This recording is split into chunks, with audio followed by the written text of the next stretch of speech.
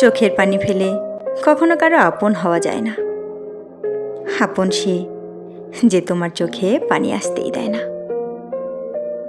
তুমি কতবার চেষ্টা করেছ নিজেকে বোঝাতে, না সে এমন না, সে ব্যস্ত, সে আসলে আমাকে ভালোবাসে। কিন্তু ভিতরে ভিতরে তুমি জানো তুমি একাই ধরে রাখছো সম্পর্কটা। তুমি কাঁদছো, আর সে ঠিকই ভালো আছে। প্রতিটা মানুষ বদলায়, কেউ বদলায় অভাবে, কেউ বদলায় আঘাতে, আর কেউ বদলায় অবহেলায়। হয়তো সে বদলে গেছে কারণ তুমি তাকে খুব সহজে পেয়ে গিয়েছিলে।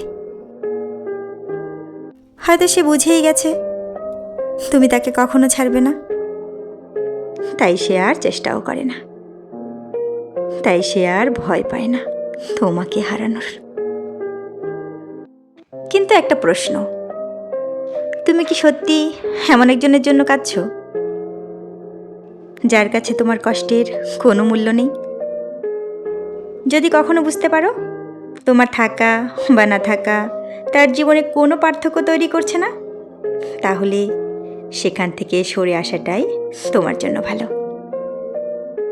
কারণ তুমি কারো অপশন না, তুমি ডিজার্ভ করো এমন একটা জায়গা যেখানে তোমার প্রেজেন্স ম্যাটার করে।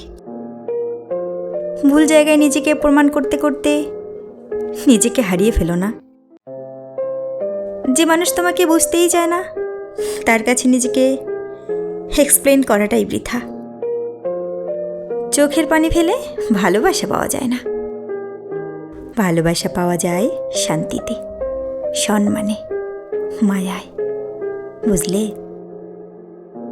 তাই যেখানে তোমার থাকা না থাকা সমান, সেখান থেকে চুপচাপ সরে আসো। মনে রেখো তুমি গুরুত্বপূর্ণ। তুমি গুরুত্বপূর্ণ।